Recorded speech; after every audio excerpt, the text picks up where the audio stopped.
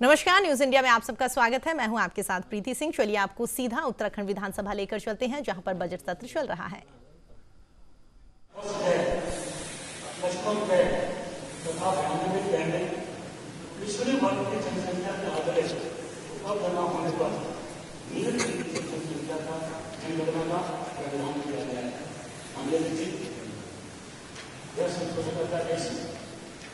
जो छोटी सरकार है, पंचायतों के लोग हैं, उनको कोई कठिनाइयों का सामना करना पड़ता था। हमारे हाईकोर्ट, डिस्ट्रिक्ट से लेकर डिस्ट्रिक्ट कोर्ट, हाईकोर्ट, वहाँ तक मुकदमे जा रहे थे। इस संशोधन अध्यादेश लाने से हमारे कई कोर्ट केस बचेंगे और जो छोटे पंचायत प्रतिनिधि हैं उनको 5 साल अपना जनता का सेवा करने का मौका मिलेगा, जिस काम के लिए जनता को आपके माध्यम से मैं समझ चाहता हूँ इस सब सामूहिक रूप से आशीर्वाद है, ऐसा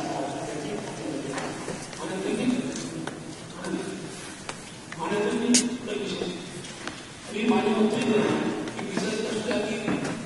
तो रह सकता है, स्वास्थ्य मिलता था, क्या वो मानव नगर पालिका क्षेत्र में आ जाता है और पीटीसी का मेंबर है, वो पीटीसी मेंबर रहेगा और तो क्षेत्र नगर प्रमुख की बातें करो। अगर जो पीटीसी का पूरा वार्ड अगर पंजाब आ जाता है, निगम आ जाता है और वो क्षेत्र पंचायत प्रमुख नहीं है तो वह सदस्यता समाप्त है।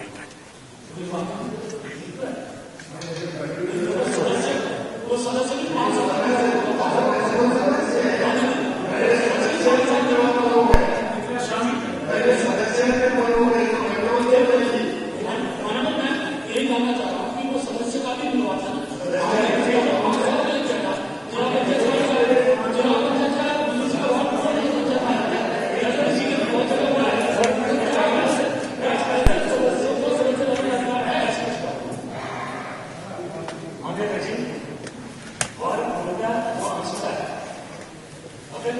पंचायत सदस्य है और उसका पूरा भार नगरपालिका निगम में आ गया है और वो उस संस्था का अध्यक्ष नहीं है तो उसका कार्यकाल समाप्त होगा।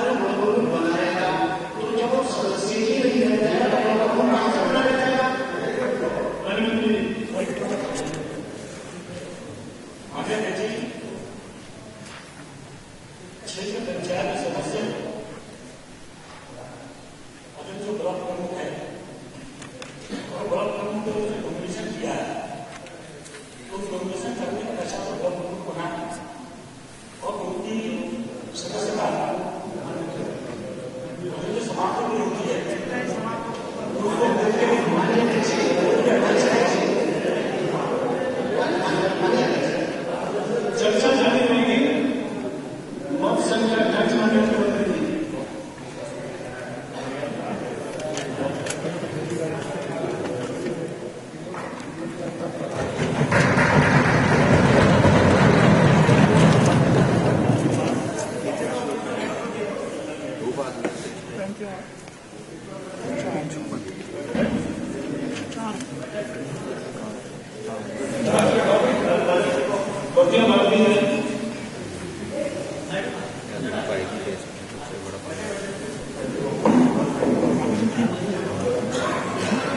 अभी भी आएगी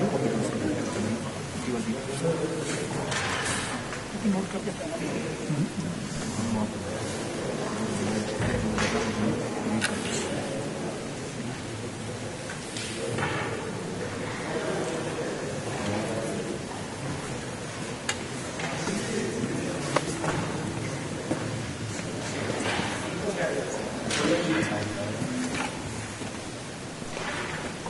माननीय अध्यक्ष महोदय,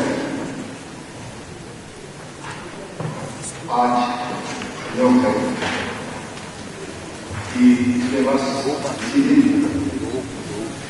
उत्तराखंड की ग्रीष्मकालीन राजधानी के रूप में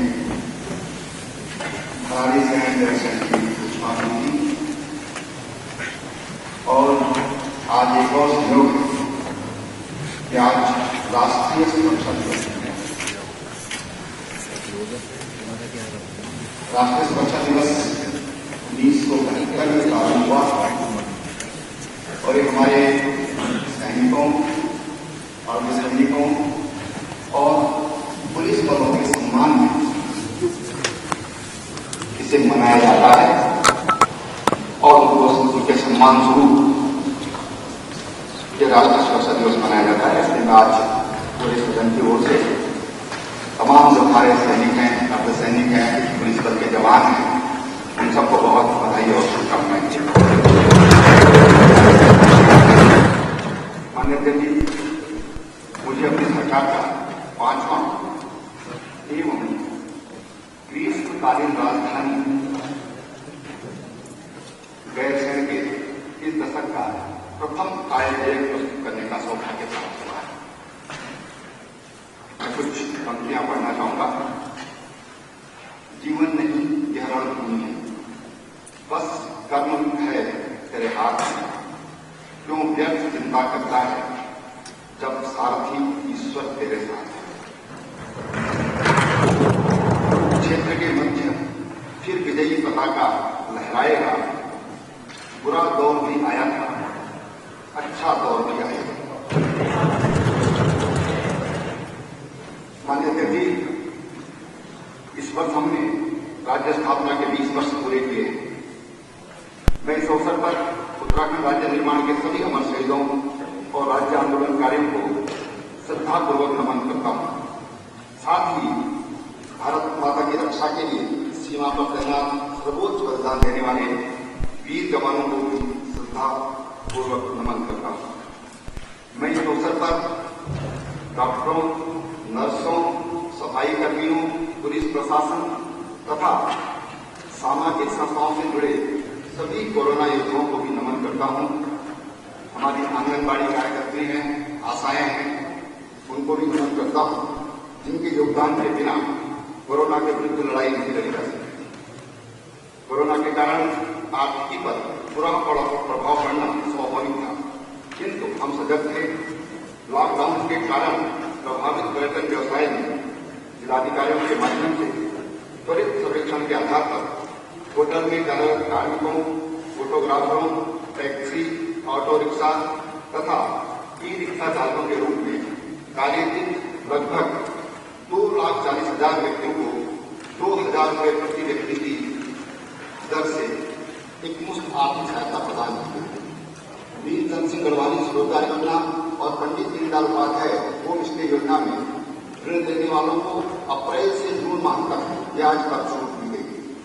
लॉकडाउन अवधि हेतु व्यावसायिक उपभोक्ताओं यथा होटल, रेस्टोरेंट, ढाबों इत्यादि को उक्त अवधि में की गई विद्युत खपत हेतु निर्गत विद्युत बिलों में फिक्स चार्ज में पूर्ण छूट प्रदान की गई। आदरणीय जी, हम प्राकृतिक आपदा की दृष्टि से अत्यंत संवेदनशील हैं। इसी क्रम में 7 फरवरी 2021 को ऋषिगंगा रैनी गांव में आई भीषण आपदा में अपूर्णीय जनधन की क्षति हुई। हम प्रकृति जनित आपदा को रोक तो नहीं सकते, लेकिन बेहतर आपदा प्रबंधन कर सकते हैं। अपने रिस्पांस में हम अत्यंत मुस्तैद थे। मैं शुक्रगुजार हूं टीम आपदा प्रबंधन, SDRF, पुलिस, सेना एवं ITBP का, जिन्होंने त्वरित कार्रवाई कर राहत एवं बचाव के द्वारा इस विभीषिका के प्रभाव को सीमित कर दिया। माननीय प्रधानमंत्री श्री नरेंद्र मोदी जी के मार्गदर्शन और केंद्र सरकार के विशेष सहयोग से ऐसे बहुत से काम हुए हैं जो कि पहले मुमकिन नहीं लगते थे। केंद्र सरकार ने विभिन्न परियोजनाओं प्रदेश के लिए स्वीकृत की हैं। ऋषिकेश कर्णप्रयाग रेल परियोजना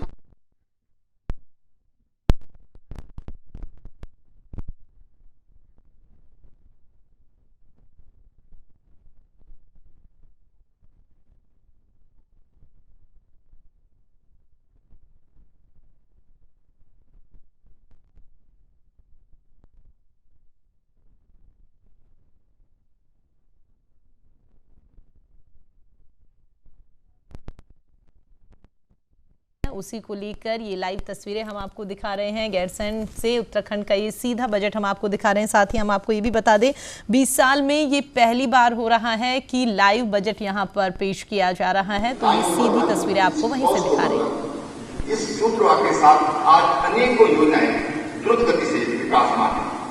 टिहरी झील के ऊपर डोबरा जानकी स्थान पर बने भारत के सबसे बड़े सस्पेंशन पुल का निर्माण पूर्ण करते हुए इसे जन आवागमन हेतु दिनांक 8 नवंबर 2020 को सुलभ करा दिया गया है।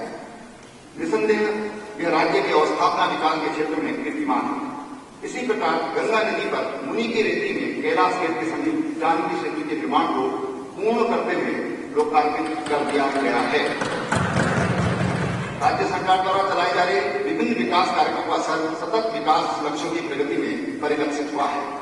आर्थिक सर्वेक्षण 2021 के अनुसार बुनियादी जरूरत सूचकांक में उत्तराखंड अग्रणी राज्यों में सम्मिलित है। नीति आयोग द्वारा जारी नवाचार सूचकांक 2019 में पूर्वोत्तर एवं पहाड़ी राज्यों की श्रेणी में उत्तराखंड सर्वश्रेष्ठ 3 राज्यों में शामिल है। राज्य को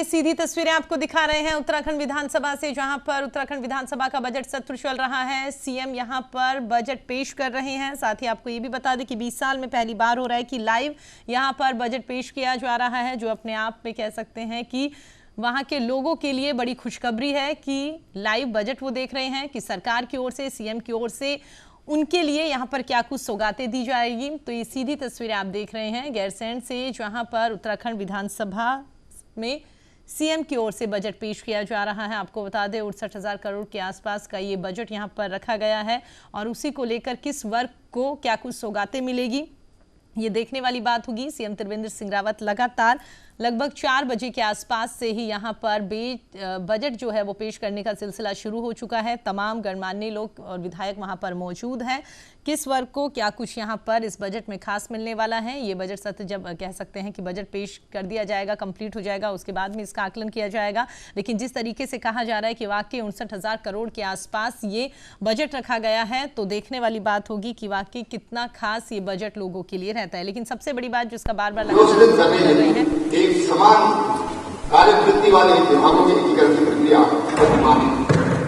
मान्यवर, हमने आत्मनिर्भर भारत की संकल्पना के महत्व को समझा है और इसको साकार करने के लिए प्रयत्नशील रहे हैं। आत्मनिर्भर भारत का सपना तब साकार होगा जब प्रत्येक इकाई को अपने उपलब्ध संसाधनों की महत्ता को समझेगी। आत्मनिर्भर भारत रास्ता आत्मनिर्भर उत्तराखंड से भी गुजरता है।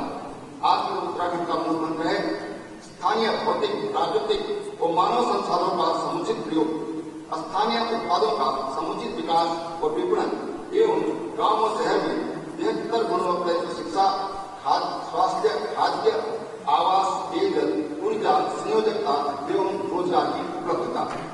आत्मनिर्भर भारत के सपने को साकार करने के लिए हमने अपनी अर्थव्यवस्था की आत्मनिर्भरता के लिए प्रयास किए हैं। आत्मनिर्भर उत्तराखंड तब संभव है जब हम स्वयं के संसाधनों को बढ़ाएंगे, आधारभूत सुविधाओं में निवेश करेंगे और अनुत्पादक व्यय में कमी करेंगे। हमने वोकल और लोकल के सही मायने समझे हैं। अपने स्थानीय उत्पादों को ब्रांड बनाने की कोशिश है। इसलिए आश्चर्य नहीं कि जहां देखो इस आय व्यय के केंद्र में विकास के अवसरों को गांव और विकास खंड तक स्तर तक पहुंचाने का प्रयास किया गया है। वहीं दूसरी ओर मिनिमम गवर्नमेंट मैक्सिमम गवर्नेंस को चरितार्थ करते हुए जन कल्याण की भावना के साथ सार्वजनिक सेवाओं को आम जनमानस तक पहुंचाने, प्रदेशवासियों के जीवन में सुधार करने, सौहार्दपूर्ण समाज की स्थापना करने, सुशासन स्थापित करने और पूंजीगत परिसंपत्तियों के सृजन के लिए समुचित प्रावधान किए हैं और यथोचित राजकोषीय से उपायों पर जोर दिया है। आदरणीय जी, पर्वतीय राज्य की अवधारणा से बने उत्तराखंड में पहली बार किसी सरकार ने रिवर्स पलायन पर सुनियोजित तरीके से काम शुरू किया। सूक्ष्म, लघु एवं मध्यम उद्यम के केंद्र में पर्वतीय क्षेत्रों को रखा गया है। ग्राम्य विकास एवं पलायन आयोग का गठन किया गया है तथा सीमांत तहसीलों के लिए मुख्यमंत्री सीमांत क्षेत्र विकास योजना शुरू की गई है। मान्यवर, हमने गुड गवर्नेंस के लिए ई गवर्नेंस की महत्ता को समझा है। सूचना तकनीक के प्रयोग से प्रशासनिक कार्यकुशलता में सुधार के लिए e cabinet, e office, e district, CM helpline, CM dashboard, Utkarsh आदि महत्वपूर्ण पहल की है। कोशिश है कि लोगों को सूचना प्रौद्योगिकी का अधिक से अधिक लाभ मिले। दूरस्थ क्षेत्रों में निवास करने वाला आम आदमी भी सीएम हेल्पलाइन के द्वारा अपनी शिकायत का समाधान निश्चित अवधि में प्राप्त कर सकता है। इसी क्रम में सदन को अवगत कराते हुए मुझे हर्ष हो रहा है कि आगामी 5 वर्षों हेतु 15वें वित्त आयोग से हमें 14वें वित्त आयोग की तुलना में लगभग 2 गुना धनराशि प्राप्त होगी। राजस्व घाटा अनुदान के अंतर्गत 14वें वित्त आयोग ने हमें कोई धनराशि की संस्तुति नहीं की थी। वहीं 15वें वित्त आयोग द्वारा इस मद में 28,147 करोड़ रुपए की संस्तुति की गई है। 14वें वित्त आयोग ने स्थानीय निकायों हेतु 2015-20 अवधि हेतु 2,698 करोड़ 50 लाख रुपए की संस्तुति की थी। वहीं 15वें वित्त आयोग द्वारा वर्ष 2021-26 की अवधि के लिए लगभग 55% की वृद्धि करते हुए इसे 4,181 करोड़ 9 लाख रुपए करने की संस्तुति की है। इसी प्रकार राज्य आपदा प्रतिक्रिया निधि हेतु 14वें वित्त आयोग की अवधि के अंतर्गत 1,042 करोड़ रुपए की संस्तुति की गई थी, जिसमें लगभग 396% की वृद्धि करते हुए 15वें वित्त आयोग द्वारा इस मद में 5,178 करोड़ रुपए की संस्तुति की है। केंद्रीय करों में राज्य का अंश के अंतर्गत 14वें वित्त आयोग अवधि में 33,737 करोड़ 27 लाख रुपए की संस्तुति के सापेक्ष 40% की वृद्धि करते हुए 15वें वित्त आयोग द्वारा इस मद में 47,234 करोड़ रुपए की संस्तुति की गई है। निसंदेह संसाधनों की कमी से जूझ रहे इस राज्य के लिए 15वें वित्त आयोग की संस्तुतियां संजीवनी का कार्य करेंगी। मैं इस अवसर पर माननीय प्रधानमंत्री जी, माननीय वित्त मंत्री जी एवं माननीय अध्यक्ष 15वें वित्त आयोग का और उत्तराखंड की जनता की ओर से धन्यवाद ज्ञापित करता हूं। साथ ही 15वें वित्त आयोग के समक्ष राज्य का पक्ष रखने वाले अपने मंत्रिमंडल के सहयोगियों एवं अधिकारियों का भी आभार व्यक्त करता हूं। सरकार के कुशल वित्तीय प्रबंधन का ही परिणाम है कि उत्तराखंड राज्य की अर्थव्यवस्था का आकार जहां वर्ष 17-18 में 2,19,954 करोड़ रुपए था, बढ़कर वर्ष 19-20 में 2,53,666 करोड़ रुपया हो गया।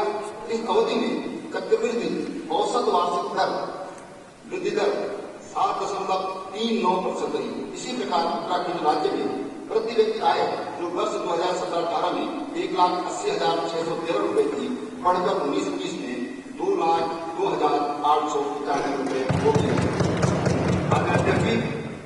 राज्य के सुनहरे भविष्य के लिए पूंजीगत परिसंपत्तियों में निवेश करने की जरूरत को हमने समझा।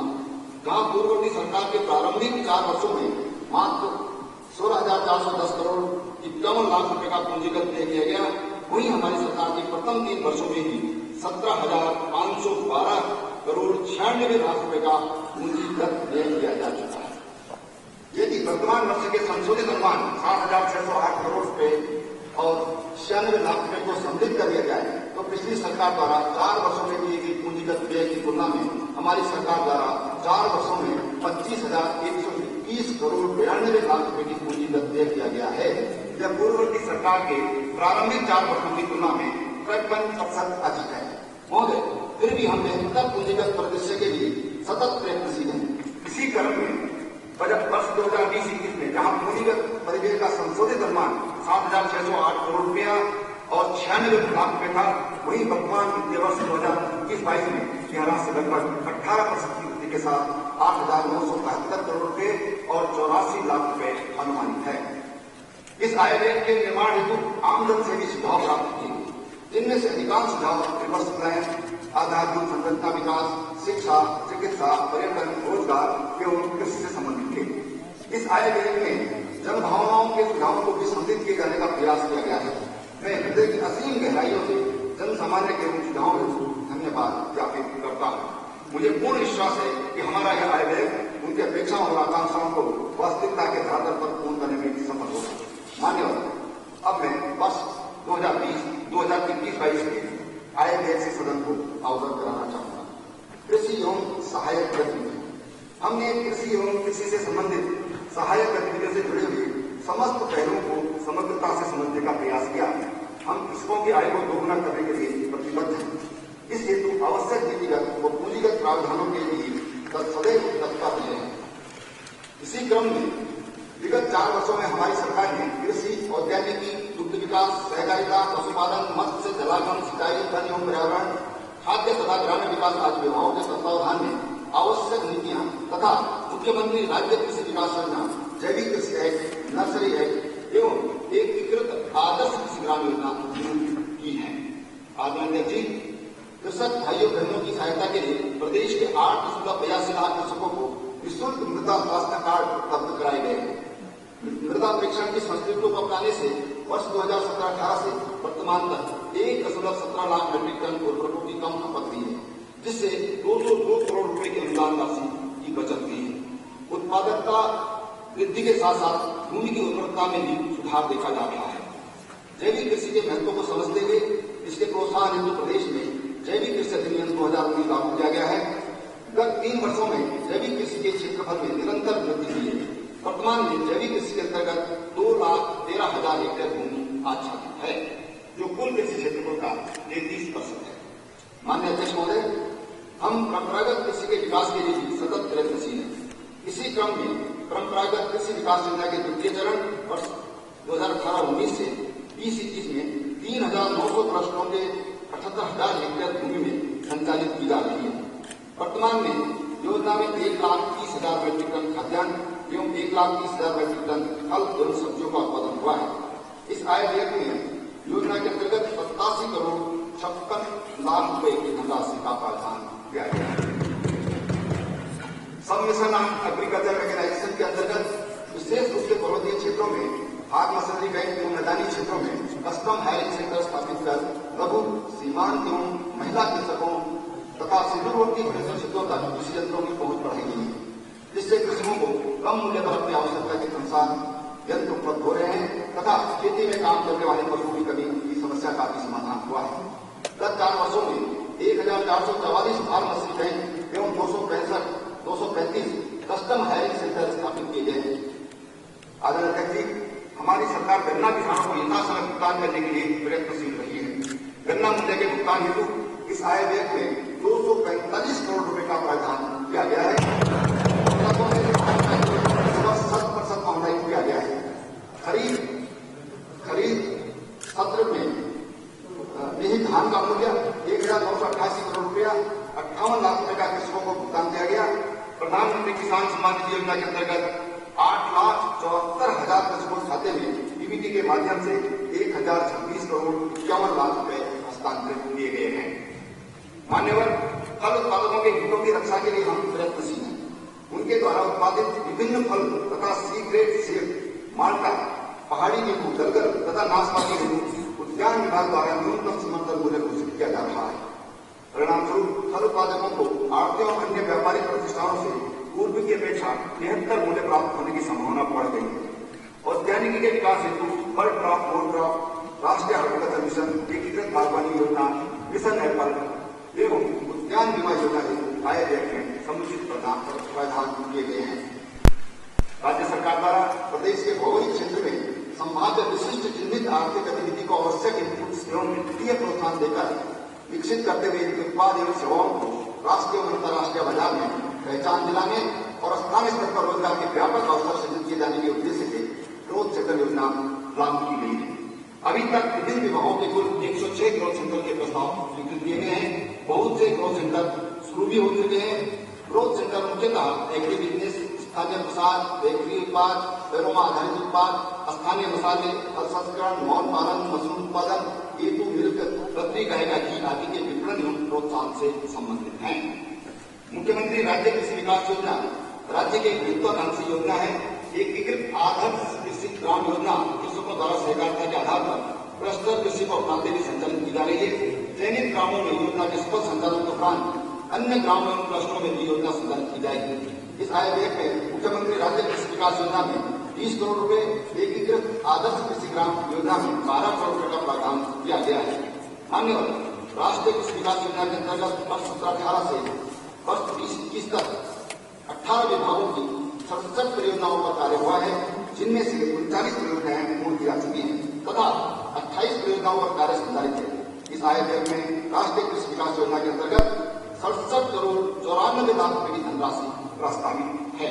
मान्यवर संयुक्त सहकारी खेती के माध्यम से सहकारी समितियों द्वारा 7,000 बेमौसमी सब्जी उत्पादन इकाई, 2,000 मशरूम उत्पादन इकाई, 2,000 मौन पालन इकाई, 1,000 सेब उद्यान इकाई, दाल एवं मसाला उत्पादन आदि गतिविधियां संचालित किए जाने की कार्यवाही गतिमान है। प्राथमिक सेब उत्पादक समितियों एवं उत्तराखंड सेब उत्पादन एवं विपणन सहकारी संघ लिमिटेड के माध्यम से सेब का प्रसंस्करण एवं विपणन की संपूर्ण मूल्य श्रृंखला स्थापित किए जाने की कार्यवाही गतिमान है, जिससे राज्य के अनुमानित 30,000 से उत्पादकों को लाभान्वित किया जाएगा। और इसी के साथ मैं घोषणा करना चाह रहा हूँ कि जो हमारा गैरसैंण पहाड़ी क्षेत्र है, पहाड़ी क्षेत्र है, इसके आसपास हम 20,000 फलदार वृक्षों का वृक्षारोपण करेंगे और इकाई की भी स्थापना की जाएगी। मान्यवर प्रकृति ने हमें मिट्टी और जलवायु की विविधता से नवाजा है। यह पारिस्थितिक राज्य को प्राकृतिक और सुगंधित प्रजातियों युक्त जैव विविधता केंद्र के रूप में विशेष पहचान दिलाती है। हमने अपनी मिट्टी और जलवायु की इस ताकत को पहचाना तथा राज्य के हित में इन विशिष्टताओं के उपयोग करने के प्रयास किए। इसी क्रम में एकीकृत औद्योगिक आस्थान काशीपुर में लगभग 41 एकड़ भूमि पर पेरोमा पार्क पॉलिसी के अंतर्गत पेरोमा पार्क विकसित किया जा रहा है।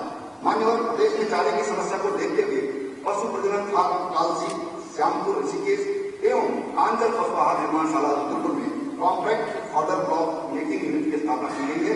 वर्ष 17-18 से वर्ष 20-21 तक 9,490 metric ton compact order block का उत्पादन करते हुए इसका वितरण उत्तराखंड के विकासखंड स्तरों पर स्थापित 119 चारा बैंकों के माध्यम से पशुपालकों को किया गया है।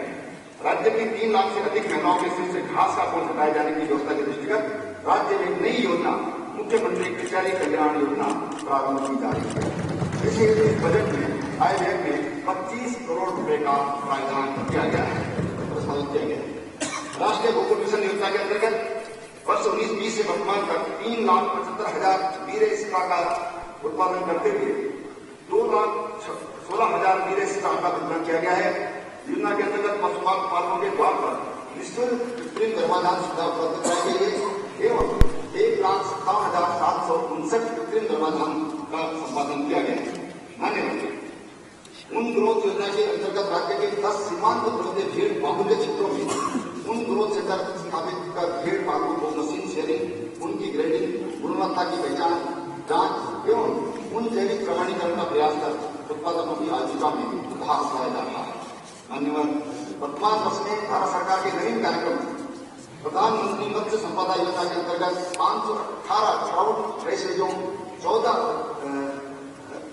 रेस्टोरेटरी aquaculture system, 26 biofloc unit, 23.60 hectare मैदानी तालाबों का निर्माण तथा विपणन कार्य हेतु कार्यरत मत्स्य पालकों को मोटरसाइकिल में आइस बॉक्स योजना पर कार्य गतिमान है।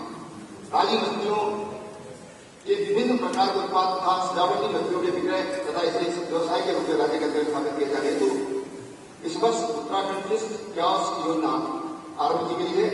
इस योजना के अंतर्गत सभी जनपदों में कियोस्कों की स्थापना की कार्यवाही गतिमान है तथा साथ ही राज्य में मात्स्यिकी विकास गतिविधियों को सहकारिता के माध्यम से विस्तारित किया मत्स्य उत्पादन में आसानित वृद्धि हेतु केंद्रीय क्षेत्र कृषक सहकारिता एकीकृत योजना के अंतर्गत ट्राउट फार्मिंग एवं ग्राम समाज के तालाबों का सुधार कर मत्स्य विकास की कार्यवाही गतिमान है।